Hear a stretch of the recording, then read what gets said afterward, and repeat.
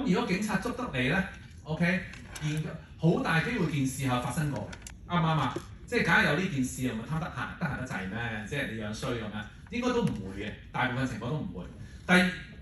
個律師幫你主要其中咧，我自己處理咧最多部分第二部分，你個心點諗？即係講真啊，我老婆點諗我都唔知，個警察點知我點諗咧？純粹係靠乜嘢啊？唔係頭先佢嗰3個字啦，我唔知，得啦，我唔知，跟住可以開翻落差捉你上庭，因為有人入咗100萬落你度，你唔知啊嘛。嗱，有好多人去到警察局冇警察，佢諗住，我咩都唔知喎，阿 Sir 咁樣，咁啊答完啦係嘛？